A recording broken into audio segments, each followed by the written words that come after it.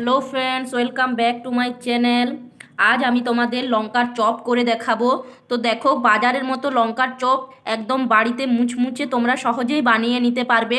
তো চলো দেরি না করে ভিডিও শুরু করা যাক, বানিয়ে নেওয়া যাক দোকানের মতো একদম মুচমুচে লঙ্কার চপ। তো তার জন্য এখানে আমি বড় সাইজের লঙ্কাগুলো নিয়ে নিয়েছি। এগুলো কিন্তু ঝাল হয় না, তোমরা জানো। তো দেখো, লঙ্কাগুলো প্রথমে আমি নিয়ে ভালো করে ধুয়ে নিয়েছি। ধুয়ে নিয়ে দেখো এইভাবে মাঝখান থেকে কেটে নিয়ে ভিতরের অংশটা বের করে নিয়েছি। এখানে আমি সবুজ লাল দু কালারের লঙ্কা ব্যবহার করেছি। দেখো, প্রতিটা লঙ্কার কিন্তু আমি এভাবে কেটে ভিতরের অংশটা বের করে নিয়েছি। লঙ্কার চপ বানানোর জন্য এখানে আমার লাগবে আলু, পেঁয়াজ, ধনেপাতা, আদা, রসুন, কাঁচা লঙ্কা। এছাড়াও লাগবে কিছু শুকনো মশলা, সেগুলো আমি তোমাদের পরে দেখিয়ে দেব। এখন এই আলুগুলোকে আমি ভালোভাবে পরিষ্কার করে সেদ্ধ করে নেব। আর পেঁয়াজ কুচি করে কেটে নেব, কাঁচা লঙ্কা কেটে নেব, ধনেপাতা কেটে নেব, আদা ও রসুনটাকে আমি পেস্ট বানিয়ে নেব। তো চলো প্রথমেই আলুগুলো সেদ্ধ করে নেওয়া যাক। দেখো, আলুটা আমি সেদ্ধ করে নিয়েছি, এটা ভালোভাবে ম্যাশ করে নিচ্ছি।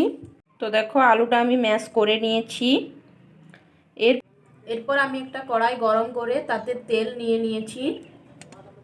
এরপর এতে আমি দিয়ে দিচ্ছি একটা শুকনো লঙ্কা, একটা তেজপাতা, গোটা জিরে আর মেথি। ফোড়নটা আমার ভাজা হয়ে গিয়েছে। এরপর আমি কুচিয়ে রাখা পেঁয়াজগুলো দিয়ে দিচ্ছি।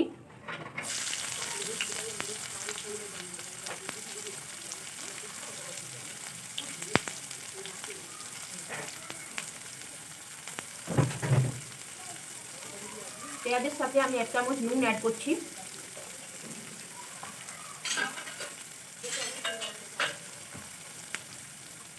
এরপর পেঁয়াজটা আমি খুব ভালোভাবে ভেজে নেব। পেঁয়াজটা আমার ভাজা হয়ে গেছে। এরপর আমি আদা ও রসুনটা দিয়ে দেব। দিয়ে দিচ্ছি রসুন, দিয়ে দিচ্ছি আদা। এটাকেও খুব ভালোভাবে আমি ফ্রাই করে নেব।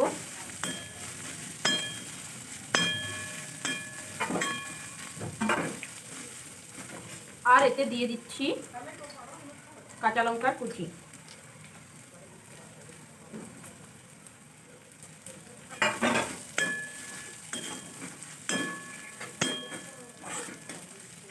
রসুন আর আদাটা আমার ফ্রাই হয়ে গিয়েছে। এরপর এতে আমি দিয়ে দিচ্ছি একটু জল, অল্প পরিমাণ জল এতে দিয়ে দিলাম। এরপর এতে আমি কিছু শুকনো মশলা অ্যাড করছি। দিয়ে দিচ্ছি হলুদের গুঁড়ো, দিয়ে দিচ্ছি জিরে গুঁড়ো, দিয়ে দিচ্ছি গরম মশলার গুঁড়ো, দিয়ে দিচ্ছি ধনে গুঁড়ো, দিয়ে দিচ্ছি লঙ্কার গুঁড়ো আর দিয়ে দিচ্ছি নুন। এরপর এটাকে খুব ভালোভাবে আমি কষে নিচ্ছি।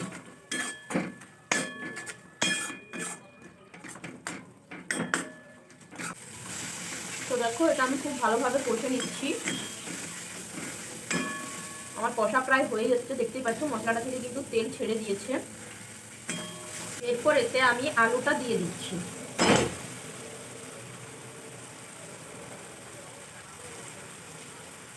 এরপর এটাকে আমি খুব ভালোভাবে মশলার সাথে মিশিয়ে নেব। আমি খুব ভালোভাবে মশলার সাথে আলুটা কষে নেব।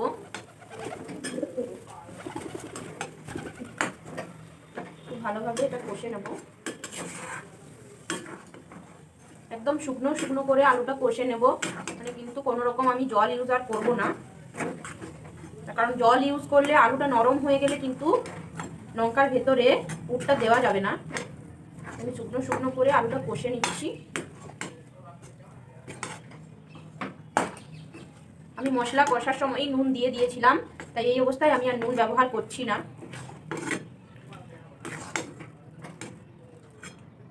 আলু আমার কষা হয়ে গিয়েছে। দেখো, আমি শুকনো শুকনো করে আলুটা কষে নিয়ে প্রায় কষা হয়েই এসছে। এই অবস্থাতে আমি দিয়ে দিচ্ছি কুচিয়ে রাখা ধনে পাতা। এরপর এটা আমি খুব ভালোভাবে এর সাথে মিশিয়ে নিচ্ছি। এই অবস্থায় আমি গ্যাসটা অফ করে দেব।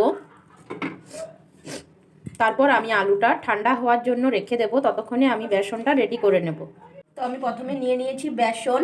এরপর এতে দিয়ে দিচ্ছি খাবার সোডা বা মিঠা সোডা, যেটাই বলো না কেন। তারপর এতে দিয়ে দিচ্ছি নুন স্বাদ মতো,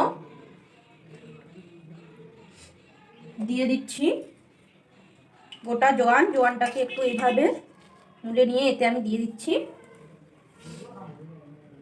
দিচ্ছি হলুদের গুঁড়ো, দিয়ে দিচ্ছি লঙ্কার গুঁড়ো, দিয়ে দিচ্ছি জিরা পাউডার।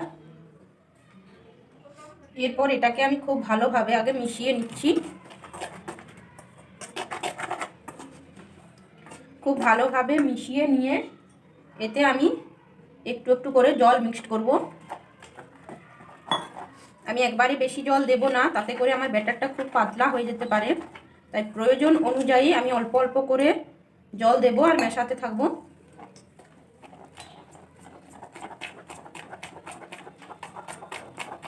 খুব ভালোভাবে এটা আমি ফেটিয়ে নেব।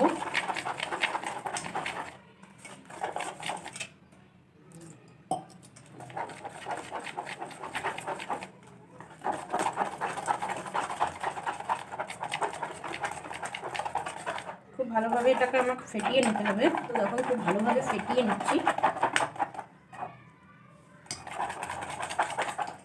ব্যাটারটা আমি খুব বেশি ঘন বা পাতলা করব না, মিডিয়াম করব।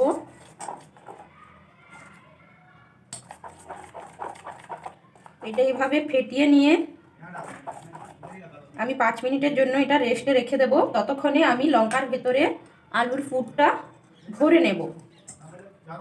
তো চলো লঙ্কার ভেতর আলুর পুরটা ভরে নেওয়া যাক। তো দেখো আলুর পুরটা আমার ঠান্ডা হয়ে গিয়েছে। এরপর এতে আমি আলুর পুরটা ভরে নেব। এইভাবে আমি খুব ভালোভাবে পুরটা ভেতরে ভরে নিচ্ছি।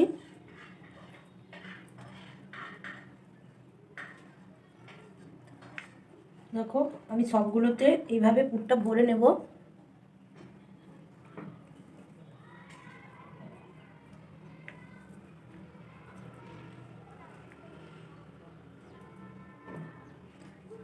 আমি এইভাবে সবগুলোতেই পুরগুলো ভরে নিচ্ছি। এরপর কড়াইয়ে তেল নিয়ে গরম করে নেব। তো তেলটা আমার গরম হয়ে গিয়েছে। এরপর আমি বেসন নিয়ে নিয়েছি। এরপর লঙ্কাগুলো এর মধ্যে দিয়ে এইভাবে বেসনটা লাগিয়ে আমি কড়াইয়ে ছেড়ে দেব। এইভাবে আমি সবগুলো ছেড়ে নিচ্ছি।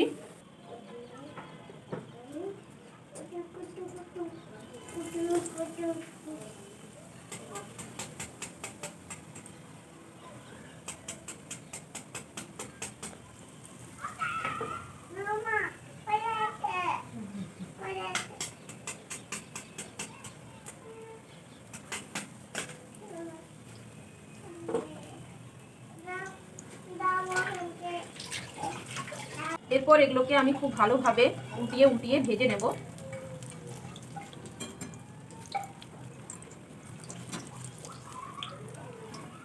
এখন খুব ভালোভাবে ভেজে নিচ্ছি।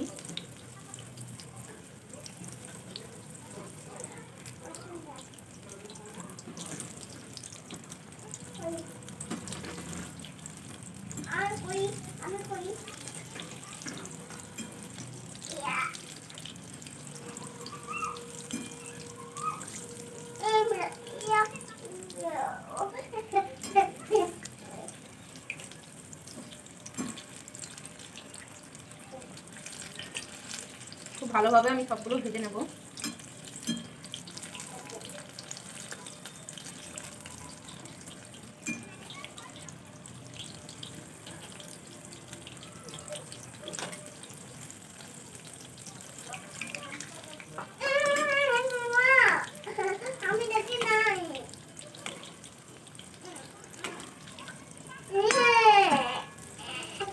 দেখো এগুলো আমার ভাজা হয়ে গিয়েছে।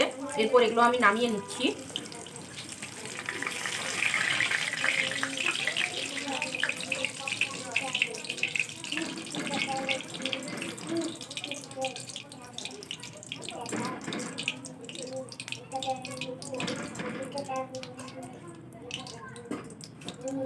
এইভাবে আমি বাকিগুলো ভেজে নেব।